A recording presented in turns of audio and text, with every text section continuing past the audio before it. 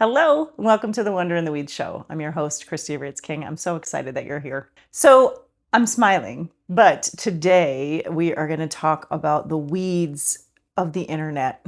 Today's episode was kind of inspired by stuff that's happening out in the world, but that is really showing up in my Instagram feed, essentially. And I decided to record it because I had, interestingly enough, just recorded an entire episode on sports and the sort of magic and joy of sports and becoming a fan. And I'll get to that later. But right after I finished that, I read about the political interference of our president with the World Cup, US soccer team World Cup match. And up to that point, we'd been super excited about the World Cup and not actually the U.S. team. We were rooting for Mexico for a while until they lost, and then it was like we're rooting for whoever in every game. And then that happened. Like I recorded this whole episode about how great sports is and how it's really I'm kind of like coming back into the world of being a sports fan.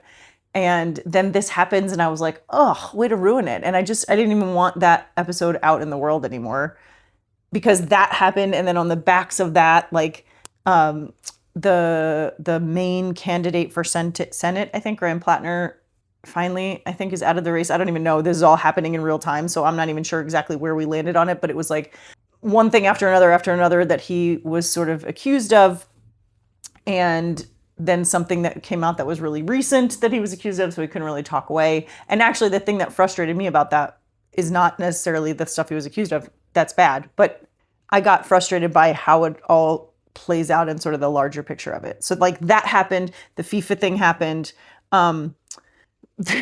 There's all this discourse out there about people like crossing the border in order to have babies, which is the most ridiculous thing I've ever heard. And so that happened also. So there were just like bam, bam, bam, bam, bam, things showing up in my feed that I was like, I just wanted to like rant about all of this stuff. And so rather than just get on and make like 100 stories on Instagram, which I did make a few already, I figured I'd just record a podcast, because what better weeds than the like constant stream of bad news that you sometimes can get in your Instagram feeds. It seems like that there's not much weedier than that right now. So let's talk about each one. So I'm going to start with the border crossing babies, women jumping. I'm using quotes. If you're not watching, I'm using air quotes because this is what they're saying out there, that women are like jumping across the border to have these babies. In fact, I heard one guy even say they've run across the border to drop the babies so that they can be American citizens. And I'm like, I don't understand how anybody can really believe that to be true. And I actually don't think anybody really does believe that to be true. I just think this is the discourse that the right uses in order to like drum up support, I guess, of them wanting to take citizenship away from people. So it's basically just racism in a pretty wrapper. But it's so absurd that I'm like, tell me you don't know anything about anything. I was going to say, tell me you don't know anything about childbirth, but really tell me you don't know anything about anything if you really believe this is a thing that happens. It's the same thing as like when they were trying to overturn Roe v. Wade and they would talk about women having these 9th-month abortions where like that doesn't happen either. Like nobody like goes in by choice and was like, you know what, I changed my mind. Take the baby. Like that's not how it's happening, but that's what they would like you to believe.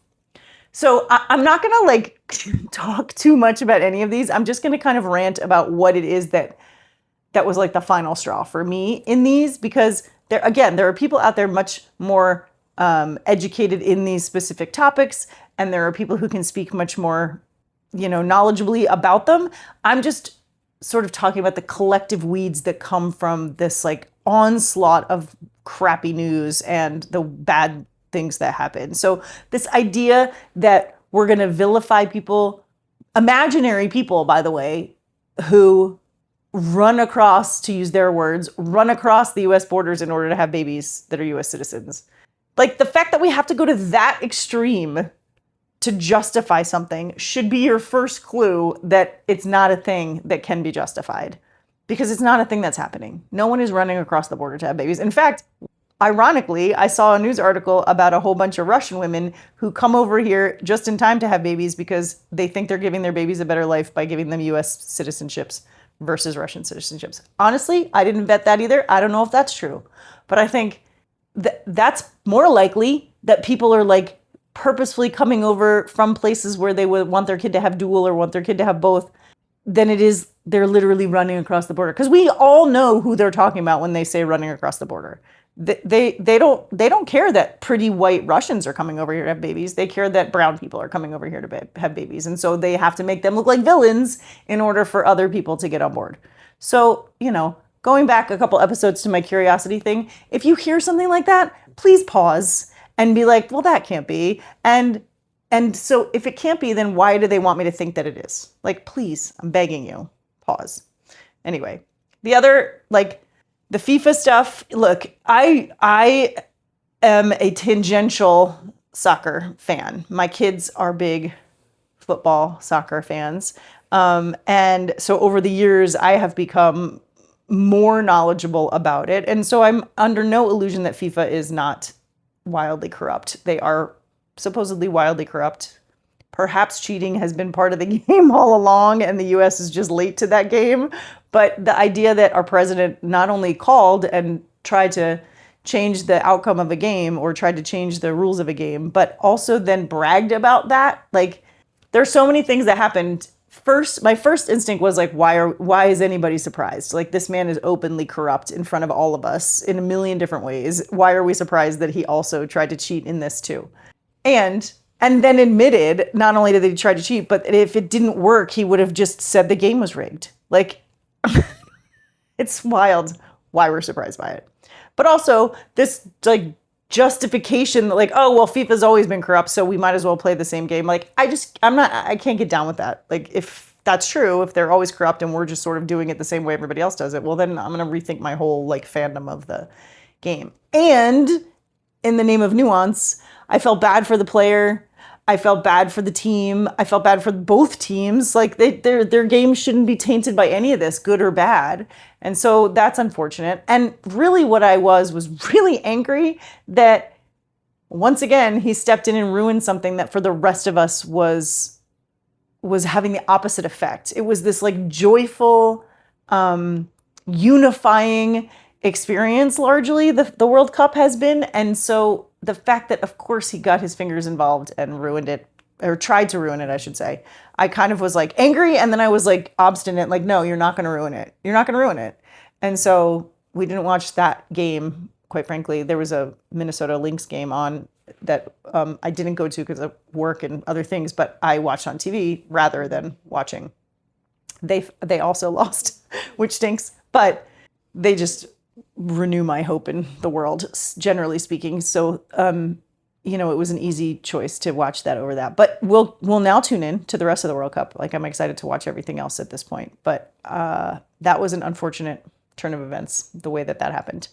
And then, yeah, there was a couple other things I saw that all were about division. And so I don't know if you saw, but I hope you did, because I think everybody should have to witness it. There was a picture of the Washington, the Metro. I'm assuming it was the Metro in DC because it was all around that weird 250th celebration thing that was on the mall. The giant group of white supremacists that were marching. I've since learned it was the same group that was in Charlottesville all those years ago that, remember the notorious, there's good guys on both sides. I also just put that in air quotes if you're only listening. That moment is apparently the same group that, their entire stated mission is to make the world only white. And they are all on the Metro, standing, sitting, the entire car is full of them, except one black woman in the middle of all of them. And ironically, hers is the only face you can see because all of those other people are masked. They're fully masked, which again, the irony there of these are probably the same people who said we shouldn't have to wear masks during COVID, and now they're all covered in masks. But my first thought with that was if you are doing something that you stand for, that you feel so strongly about, that you have to go march on the National Mall, and yet you are covered all the way up to your eyeballs with a cap on, so the only thing you can see is your eyeballs, and not because it's a religious thing or not because, this is what you wear for your culture, but because you don't want anybody to see you. If you're so proud of something, but yet you're covering every inch of identifying parts of your face, shouldn't that give you some pause? If you are not willing to be seen standing up for the thing you stand up for, shouldn't that give you some pause? Why are you covering your face? Why are you afraid that we're going to see that you're the one that wants to parade around and talk about white supremacy? Why don't you want us to see your face? What aren't you proud of? So that was my first instinct. And then, so it's bad enough already, right? It's awful already, but it's not like I didn't know these guys were out there. And it's not like I sort of feel like I don't want to give them any more airtime by even talking about them. But then I saw something, and again, I don't know. I didn't go far down the rabbit hole to check if the image was real that they found, but the right-wing news story, quote unquote news story, is about this woman's mugshot. Again, I have no idea if her mugshot is real. I have no idea if they doctored the image and made it look like a mugshot. I don't even know what they're saying she did as the crime. But somehow in all of this, the image that comes out is all these white supremacists standing around a black woman, and you decide you're going to make the black person the villain in that? Like, this just seems so obviously awful and racist to me. It's so confusing that that there are still people out there who don't see that. And I'm like, what is going on? What tale are they spinning? And in fairness, I don't watch enough of that news media to know the full extent of the story. I'm just seeing clips that they share. And then sometimes I'll go and Google and be like, what was the story on it? And sure enough, there's a few places reporting it. So it's not completely made up that they're doing it. I just keep trying to picture, like, who's sitting there watching these news stories and thinking that she's the bad guy. Like, literally just riding the train, trying to get to work, I think, surrounded by people who want her dead. Because that's what they are, like, right? They don't want people that don't look like them in the world. They say that plainly in their literature. And somehow they're going to spin it so she's the criminal? Like, I just... By the way, I would guarantee you, if some of those guys were at Charlottesville, they've got a rap sheet. And if they were definitely at January 6th, I'm sure they have a rap sheet. So... whatever. Anyway, and then on all of that, like, that was like the feed. And then the next thing is the president talking about how he's number one on TikTok, not TikTok. He literally said TikTok, and he's number one. And he's like bragging about it as if that is something that your president should even be. I don't want to say shouldn't have knowledge of, but like, why do you care? Why do you care? Why are you talking about it? Why are you bragging about it?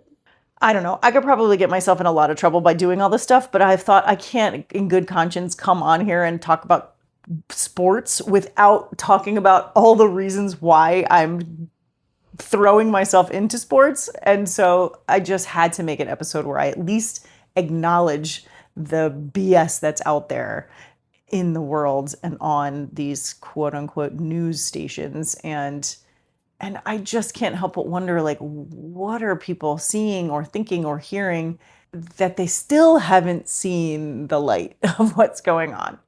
So anyway, I can't solve that problem today. So in an episode all about why the internet is full of crap, you might be wondering, well, how can you possibly find wonder in that? And so as somebody who's always been sort of a staunch supporter of the goodness that can come from the internet and the global connectivity that can come from the internet and social media. And, you know, historically speaking, I've made some really good connections and friends over the years over the internet. So I want to look for some wonder there and see what's still there. And originally I was going to talk all about women's sports on here, and because I made that other episode before all of the stuff happened with the World Cup presidential debacle.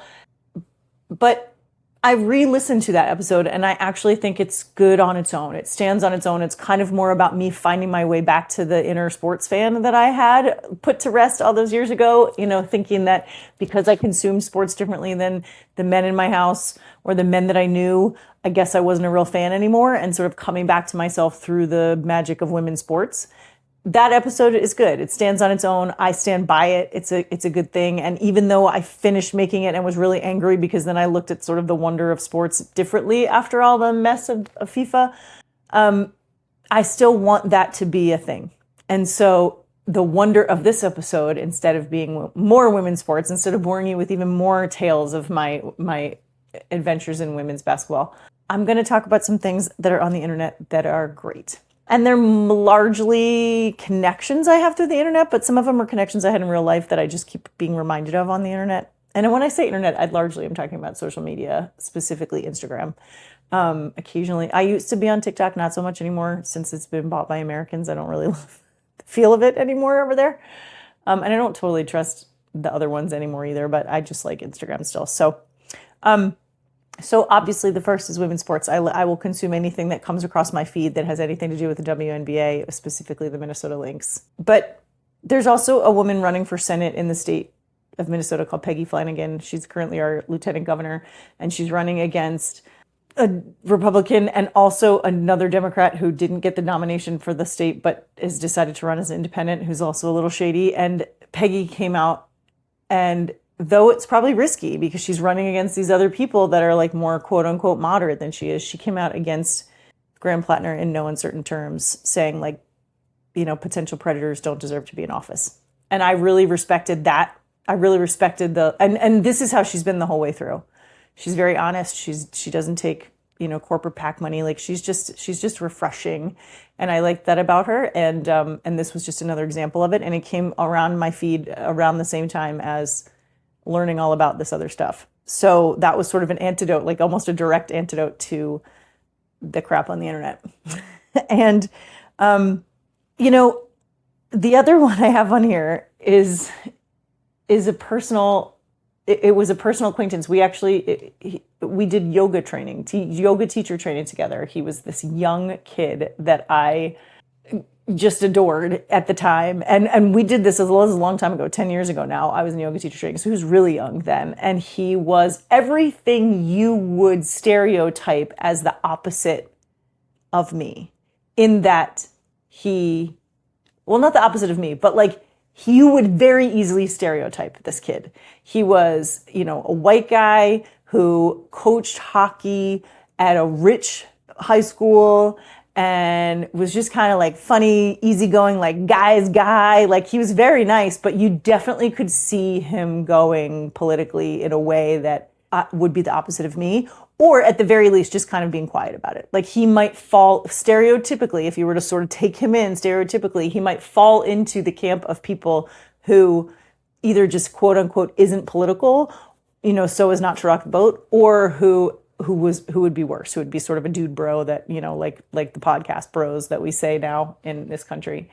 And over the last few years, I'm trying to remember when he kind of came back on my radar on social media. I think maybe the pandemic, but certainly through this second term of our president, he has been on my feed in the most outspoken of ways.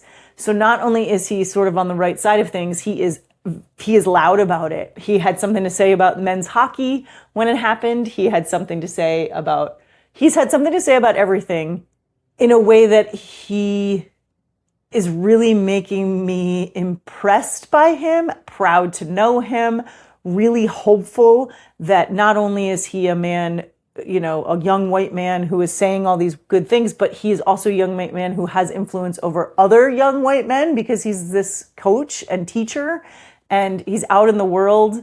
I mean, I should have known there was something special about him when he took yoga teacher training as a hockey coach. Like I should have known there was something special about him then.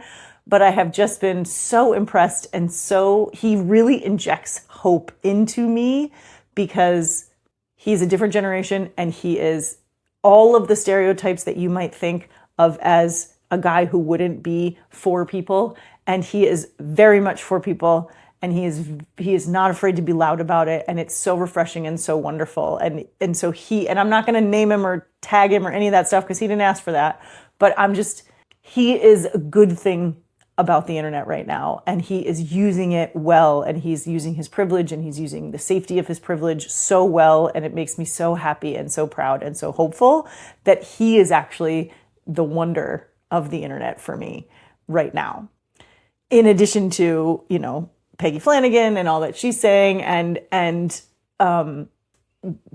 he sort of represents a little bit, he's older than my kids. Thankfully, I'm not that old, but he's older than my kids, but he's still of that, like, I don't think I don't know, Gen Z or millennial, I'm not sure, but like he's that generation of grew up with the internet. And so just seeing him use the internet well is really refreshing and hopeful.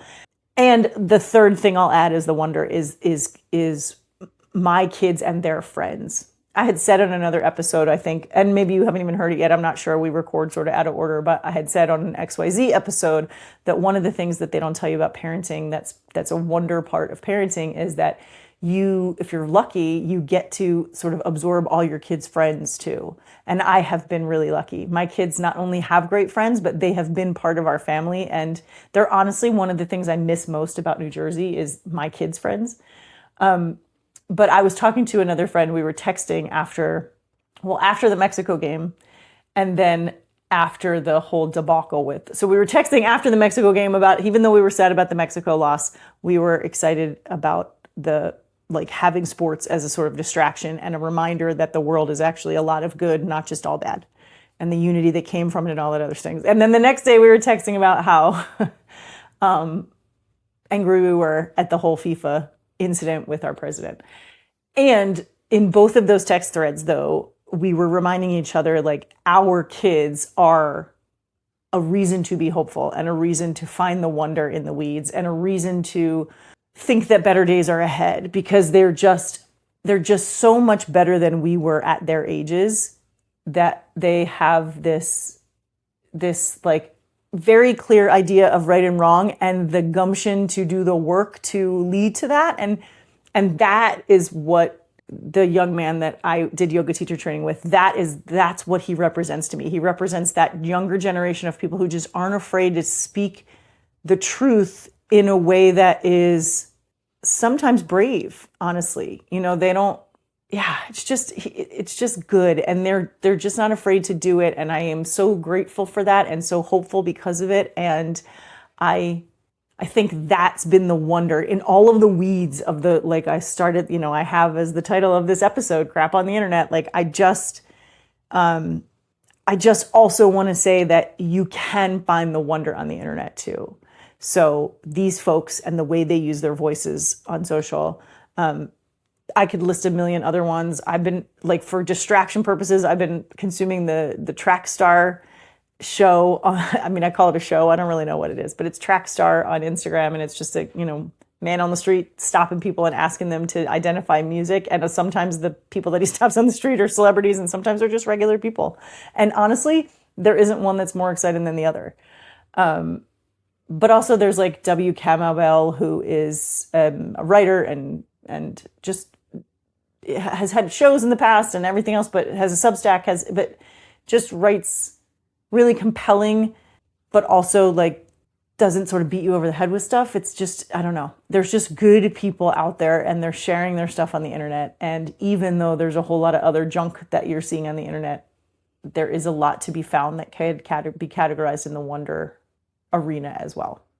So it's not all bad and it's not all crap. And even though there's been a lot, it feels like there's been a lot this week, there are things to counterbalance it and to refresh yourself so that you can keep the fight going over here, but to use as fuel and wonder in those weeds so that you can go back into them and navigate your way through. And getting off the internet entirely and going out into the real world and going to sporting events and going to community events and getting outside and going to fairs and festivals. That's one thing this state does, man. They love a fair and a festival. They seem to be happening every weekend in some corner of the city. That is a great way to sort of be the antidote to the crap on the internet, is to get off the internet and go out into the real world where there's real people. It doesn't negate everything. It doesn't mean that this stuff isn't happening. It just is another way of fortifying yourself for the fight, but also reminding yourself that there's actually more good out there than the algorithm would have you believe. And so that's really the wonder this week, is the real people in the world and the real people that are using their voices on the internet for good. And again, I say internet, I mean social and that kind of thing. But they're using their voices, they're amplifying other voices, they're saying the right things, and they're doing it in such a way that is compelling and funny and heartfelt and hopeful.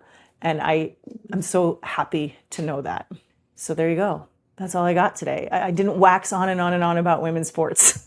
I could have, and I may again, I can't promise, but I will leave that episode to itself. The magic of sports, the wonder of sports, and how I found my way back to my inner fan by diving into the WNBA. So take care of yourselves this week, especially. It feels like there's been a lot of heaviness all at once. Not that that's so different from the last year and a half, but it does feel like whiplashy from all the other good stuff that's out there too. So spend a little bit of time with the good stuff and then get back to the fight with all the weeds. Okay, I want to talk about reading, watching, listening to. I want to talk about kind of in the vein of crap on the internet and or crazy stuff on the internet. And yeah, I think that's a better title, crazy stuff on the internet rather than crap on the internet, because at least I can say that. Anyway, in the same vein of crazy stuff on the internet, one of the things that has recently come across my feed is the story of the young man who disappeared and then was later found washed up in, I think, Alabama. It's a black kid who was with a crew of white kids and mysteriously was reported missing and then was found dead. So one thing I learned from that story was I was led to another story about a woman named Tamla Horsford from, I believe, Georgia, who was another woman. I was going to say murdered woman, but I guess I don't know the facts yet because I haven't fully finished the story. But it is another black woman who was with a group of white people at a party and then was dead the next day. And so it was pointed out to me as a sort of similar event where you have this one person of color with a group of white people and something bad happens to them. Again, I don't know facts or anything about either story, but I do think it's important that people know this story. And so there is or know of stories like this. I'm reminded of a conversation I had with somebody that I care about who I was pointing something out and they said, well, how come I've never heard of it? And I couldn't help but thinking, because we don't consume the same media. So that's why you haven't heard of it, because your media doesn't want you to know about it. And so I feel like it's important when I find out about things to share them, because not everybody's hearing all of this stuff. So what I'm listening to right now is a podcast called Crime Weekly. And I think there's also a YouTube channel for it. I think there's probably also on Substack. I feel like these things are everywhere now, but I know there's YouTube because there's videos for it, but it's called Crime Weekly. It's an audio boom podcast, but it is a multi-season podcast. But this specific story is episode 145 in the third season. I also think there's 2 more episodes in season 3, but start at episode 145 in season 3 of Crime Weekly, the Tamla Horsford. It says, "A Sleepover Turned Deadly" is the title of the episode that I'm talking about. That's what I'm listening to right now. I haven't finished, so I don't know the full story, but I can tell you it's been interesting to listen to, because the one host, there's 2 people, the guy, man and a woman, and the guy kind of keeps doing this, like, I'm playing devil's advocate, and it's making me like want to scream at the phone because he'll say like, well, I don't think they would have said that if they thought there was any way someone was going to be investigated. And the female host never says, but I can almost hear it on the tip of her tongue. Yeah, I don't think they thought they were going to be investigated because they were all in on it with the cops. Like, I think that maybe that's what she's thinking. That's certainly what I'm thinking, is that these people didn't think they were going to be investigated because they thought they were above it all. That just gives you a little glimpse into what is going on with this thing. But it's called Crime Weekly, season 3, episode 145, the Tamla Horsford story. Please go listen to it. It's very compelling, and this is just the kind of story that's out there that I think we need to know, especially we white people need to know more about. So check it out. That's all I got this week. I'm reading a bunch of books because I joined all these book clubs, and so I feel like I have nothing but homework these days. But I am reading a bunch of books and not really watching a whole lot on TV. I think I talked about Elle in another episode, but maybe you haven't heard it yet. But anyway, it's a show on Amazon that's like the prequel to Legally Blonde. And so it's a nice escape, as you might imagine. It's really well cast, so it's a fun show. But yeah, that's what I got right now. Go listen to that podcast. And until next time, keep looking for the wonder in the weeds. Thanks for listening. Don't forget to like and subscribe.